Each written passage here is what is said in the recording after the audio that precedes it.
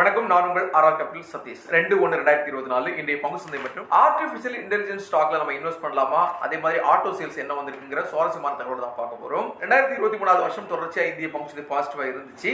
நேற்றைக்கு முதல் நாளா வெறும் 10 புள்ளிகள் நிப்டில பாசிட்டிவா க்ளோஸ் ஆயிருச்சு. இன்னைக்கு காலையில பிளாட் பாசிட்டிவா ஓபன் ஆன இந்திய பங்கு சந்தைகள் அந்த பாசிட்டிவ்க்கு தக்க வைக்க முடியல. இன்னைக்கு ப்ராஃபிட் புக்கிங் ரொம்பவே இருந்துச்சு. ஒரு கட்டத்துல நிப்டி 150 புள்ளிகளுக்கு மேல சரிவடைஞ்சிருச்சு. க்ளோசிங்ல 76 புள்ளிகள் இறக்கத்துல 21,665 க்ளோஸ் ஆயிருக்கு. 379 புள்ளிகள் நெகட்டிவா 71,892 சென்செக்ஸ் க்ளோஸ் ஆயிருக்கு. 72,000 கீழே க்ளோஸ் ஆயிருக்கு. பேங்க் நிப்டி 472 புள்ளிகள் சரிவடைஞ்சிருக்கு. நிப்டி ஐடியும் 412 புள்ளிகள் சரிவடைஞ்சிருக்கு. மேஜரான எல்லா இண்டெக்ஸுமே இன்னைக்கு சரிவடைஞ்சிருச்சு. நிப்டி 50ல இருக்கக்கூடிய பெரும்பான்மையான ஸ்டாக்கள் இன்னைக்கு செல்லிங் பிரஷர் ரொம்ப ஸ்ட்ராங்கா இருந்துச்சு.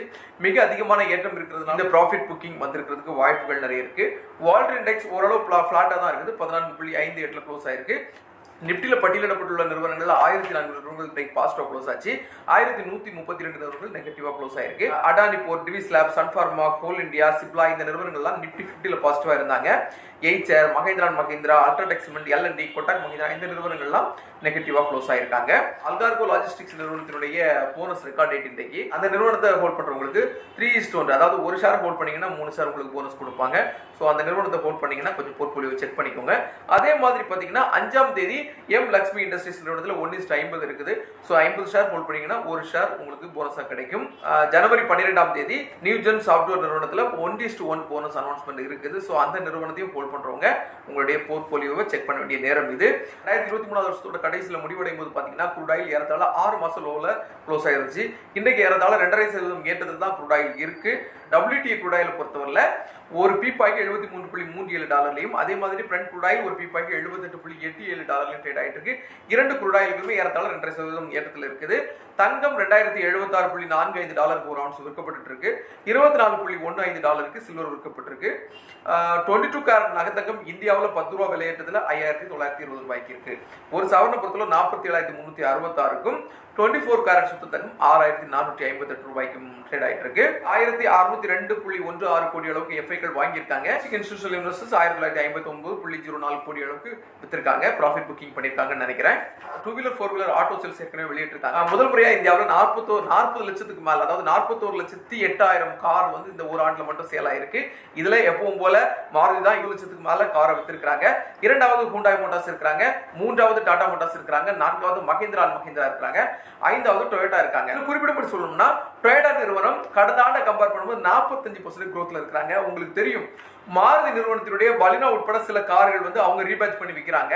அதனால அவங்களுக்கு சேல் அதிகமா இருக்கு. பொதுவாகவே டொயோட்டா கார்களுடைய விலை எப்பவுமே பிரீமியமா இருக்கும். அதுல அவங்க டைப்ல வாங்கி அவங்க ரீபேட்ச் பண்ணி சேல் பண்ணும்போது அவங்க கொஞ்சம் கம்மியான விலைக்கு விற்கிறாங்க. இது முக்கியமான விஷயமா பார்க்கப்படுது. அதனால அவங்களுடைய டொயோட்டாவுடைய growth ரொம்ப அதிகமா இருக்கு. 45% மேல அதிகமா இருக்கு. கடந்த வாரம் தான் மாருதி நிறுவனம் என்ன சொன்னாங்கன்னா, முக்கியமான 1-2 கார்கள், அதாவது ஸ்விஃப்ட் உட்பட 1-2 கார்களை நாங்க வந்து டொயோட்டா கொடுக்க மாட்டோம்னு சொல்லியிருந்தாங்க. ஏன்னா ஏற்கனவே சேல்ஸ் அதிகமா இருக்கிறது அவங்க பார்த்துட்டு இருக்காங்க.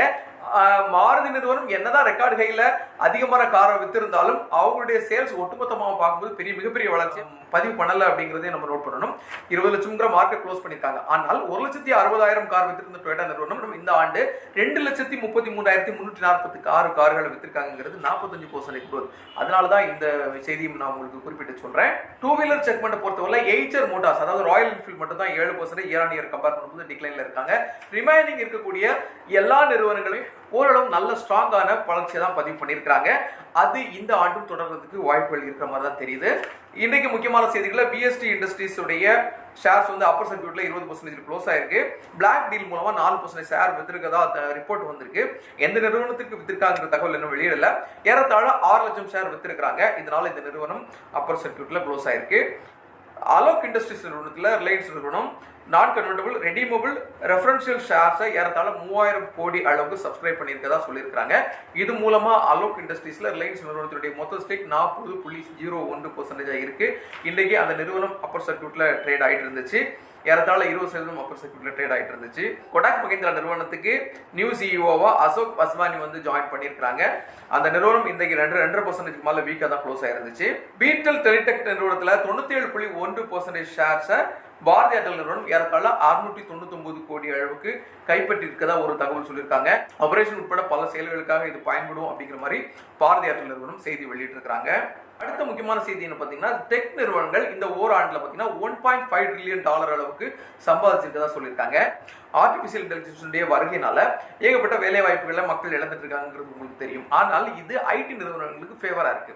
எப்படின்னு பாத்தீங்கன்னா, கடந்த 1.5 வருஷமாவே ஐடி ஸ்டாக்ஸ் பெருசா ஏறாம இருந்துச்சு, ரொம்ப ஸ்ட்ரகிளா இருந்துச்சு. இப்போ கடந்த 2 மாதங்களா ஐடி ஸ்டாக் மிகப்பெரிய அளவுல ஏற்றம் கண்டிருக்கு. இந்த ஏற்றத்தினுடைய அடிப்படை பார்த்தீங்கன்னா, ஆர்டிபிஷியல் இன்டெலிஜென்ஸினுடைய முக்கியத்துவம் இங்கே ரொம்ப பெருசா உணரப்படுது. வேலையாட்களுடைய அதாவது அவங்களுடைய எம்ப்ளாயிஸ் அதிகமா அவங்க வந்து பணி நீக்கம் செஞ்சுட்டு இருக்காங்க. இதன் மூலமா அவங்களுடைய செலவுகள் குறைக்கப்படுது. இதை நீங்க எப்படி எடுத்துக்கலாம்னா, அடுத்த 5 வருஷத்துல 30% வேலைகளுக்கு மாற்றா ஆர்டிபிஷியல் இன்டெலிஜென்ஸ் இருக்கும் அப்படிங்கிற மாதிரி இன்றைக்கு ஒரு ரிப்போர்ட் சொல்லியிருக்காங்க.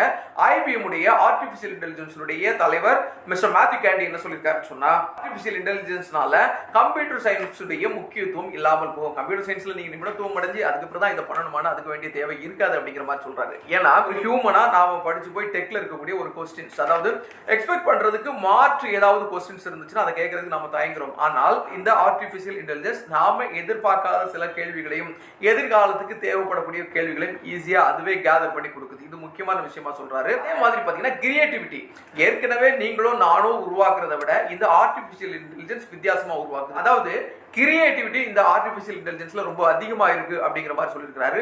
மூன்றாவது முக்கியமான ஒரு விஷயம் சொல்லியிருக்காரு. என்னன்னு பாத்தீங்கன்னா, இன்னோவேஷன். இந்த ஆர்டிபிஷியல் இன்டெலிஜென்ஸ்னால இனி எதிர்காலங்கள்ல புதுமையான புரட்சி இருக்கும் அப்படிங்கிற மாதிரி தான் சொல்றாங்க. அதனாலதான் அவங்க என்ன சொல்றாங்கன்னா, 30% வேலைகள் அடுத்த 5 வருஷத்துல காணாம போயிடுங்கிறாங்க. அப்போ நீங்க கொஞ்சம் யோசித்து போங்க, இனி புதுசா இந்த டெக் துறையில படிச்சு வர்றவங்களுக்கு வேலை வாய்ப்புகள் எந்த மாதிரி இருக்கும்னு சொல்லிட்டு. இதனாலதான் நான் முதல்ல உங்களுக்கு இந்த வீடியோ தொடங்கும் போதே சொன்னேன், ஆர்டிபிஷியல் இன்டெலிஜென்ஸ் துறையில இருக்கக்கூடிய வேலைகளுக்கு அந்த ஷேர்களுக்கு நம்ம முக்கியத்துவம் கொடுக்கலாமான்னு சொல்லிட்டு. நிச்சயமா கொடுக்கலாம். என் பார்வையில கேட்டீங்கன்னா நிச்சயமா கொடுக்கலாம். ஆனா நீங்க இந்த ஆர்டிபிஷியல் டெக்னாலஜி துறையில இருக்கக்கூடிய ஸ்டாக்கை நீங்க முதலீடு பண்றதுக்கு முன்னால உங்களுடைய சொந்த விருப்பத்துல நீங்க வந்து ஆராய்ச்சி பண்ணணும். ஆராய்ச்சி பண்ணிட்டு எதிர்காலத்துல எந்த அளவுக்கு இதுக்கு ஸ்கோப் இருக்குங்கிறத நீங்க புரிஞ்சுதான் இதுல இன்வெஸ்ட் பண்ணணும். கோல்ட்மேன் சாக்ஸ் உடைய ரிப்போர்ட் படி அடுத்த 5 மாதங்கள் வர மே மாசத்துக்குள்ள 300 மில்லியன் வேலை வாய்ப்புகள் இந்த ஆர்டிபிஷியல் துறையினால மக்கள் இழக்கிறதுக்கு வாய்ப்பு இருக்குன்னு சொல்லியிருக்காங்க. அதனாலதான் நான் திரும்பவும் உங்கள்கிட்ட அழுத்தி சொல்றேன், ஆர்டிபிஷியல் இன்டெலிஜென்ஸ் இந்த டெக்னாலஜி ஓரியன்டட் ஸ்டாக்ஸ் என்னங்கிறத நீங்க கொஞ்சம் கொஞ்சமா நீங்க ஆராயுங்க. அதனுடைய டேட்டாஸை கம்ப்ளீட்டா கலெக்ட் பண்ணி இது எதிர்காலத்துல வளர்றதுக்கு வாய்ப்பு இருக்காங்கிறத திரும்ப ஒரு வாட்டி நீங்க ஆராய்ச்சி பண்ணி முதலீடு பண்ண முன் வாருங்க. இன்றைய பங்கு சந்தை சார்ந்த செய்திகள் மற்றும் தகவல்கள் உங்களுக்கு தெரிவிச்சிருக்கிறேன். இந்த செய்திகளும் தகவல்களும் உங்களுக்கு பயன்படும் நினைக்கிறேன். எப்பவும் சொல்ற மாதிரி தான், பங்குச்சந்தை மியூச்சுவல் ஃபண்ட் ETF டிஜிட்டல் வெறும் $100 கூட முதலீடு செய்ய முடியும். இப்படிப்பட்ட எளிய முதலீடுகள் இருக்குங்கிறது எல்லா மக்களுக்கும் போய் சேர்ந்த நோக்கத்தில் தான் இந்த செய்தி உருவாக்கப்பட்டிருக்கு.